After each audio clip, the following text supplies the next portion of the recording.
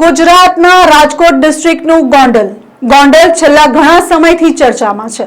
અવારનવાર થયેલા કિસ્સાઓના લીધે ગોંડલ ચર્ચામાં છે। સોશિયલ મીડિયા ઉપર ગોંડલને લગતા વિડીયોઝ પણ વાયરલ થતા હોય છે।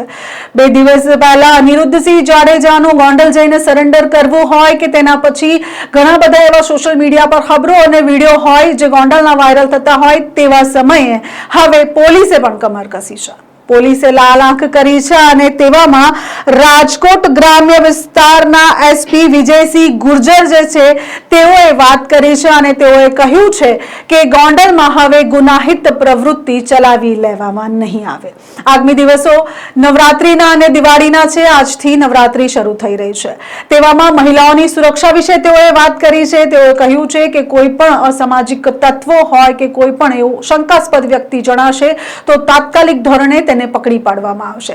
સાથે ગુનાહિત પ્રવૃત્તિ ધરાવતા જે લોકો છે તેઓ ઉપર પણ ચાંપતી નજર રાખવામાં આવશે। સાથે સાથે જ તેઓએ કહ્યું છે કે ચોરી, લૂંટફાટ જેવા ગુનાઓમાં રેકોર્ડ ધરાવતા લોકો સાથે પણ ફરી એકવાર પૂછતાછ કરવામાં આવશે। બાળકો, જે નાના બાળકો છે તે બાળ મજૂરી ઉપર પણ તેઓએ પ્રકાશ નાખ્યો છે। તેઓએ ઘણી બધી વાત કરીને કહ્યું છે કે હવે કોઈ પણ ગુનાહિત પ્રવૃત્તિ ગોંડલમાં ચલાવી લેવામાં નહીં આવે। સૌપ્રથમ સાંભળીએ તેઓએ જનતાને સાથે શું વાત સાझा કરી છે અને તેઓ શું કહી રહ્યા છે। આજ રાજકોટ ગ્રામ્ય પોલીસ દ્વારા છેલ્લા 5 વર્ષમાં જેટલા લોકો વિરુદ્ધમાં 2 કે 2થી વધારે ગુના દર્જ છે એની એક મીટિંગ બોલાવવામાં ગોંડલ સિટીમાં આવી છે, જેમાં અલગ અલગ મારામારીના, પ્રોપર્ટી ઓફેન્સના, પ્રોહિબિશનના, જુગારના અને બીજા આરોપી અને એ આરોપી જેના વિરુદ્ધમાં પાસાના કે તડીપારના પ્રપોઝલ થયેલા છે એવા 800 જેટલા આરોપીઓની રાજકોટ ગ્રામ્ય પોલીસ દ્વારા એક લિસ્ટ તૈયાર કરવામાં આવી છે।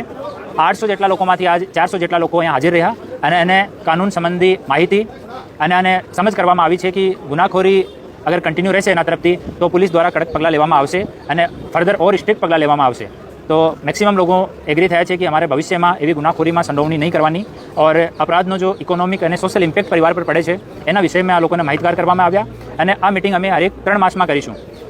माननीय एचएम सर और माननीय डीजी सर की हमें कंटिन्यू सूचना रहती है और माननीय आईजी सर है उनके रेगुलर निर्देशन में आ कार्यवाही थी है અને આગલા માસ પણ આ કાર્યવાહી થશે। ફરીથી આપણે મીટિંગ લઈશું અને પછી આગલા માસ સુધી આમાં આપણે એવો પ્રયાસ કર્યો છે માનનીય આઈજી સાહેબના નિર્દેશનથી કે જો લોકો 3 માસ સુધી રેગ્યુલર મીટિંગ અટેન્ડ કરે છે, પોતાના મેન્ટરના સંપર્કમાં રહે છે અને ગુનાખોરી નહીં કરે તો આ લોકોને ફરીથી ડિસ્ટર્બ નહીં કરવાનો અને આપણે અમારો મેન્ટર જો છે ફોનથી આ લોકોથી સંપર્કમાં રહેશે અને જો લોકો કન્ટિન્યુ ગુનાખોરી કરશે એના વિરુદ્ધમાં પછી અમે ઓર કડક પગલાં લઈશું और આના જો રેવન્યુના જો સોર્सेस છે એની અમે ચકાસણી કરીશું। ગેરકાયદેસર પ્રવૃત્તિઓથી કોઈ પ્રોપર્ટી લીધી હોય એની પણ આપણે ચકાસણી કરીશું અને એના વિરુદ્ધમાં જો પણ લીગલ કડકથી કડક પગલાં થઈ શકે એ પગલાં લેવામાં આવશે।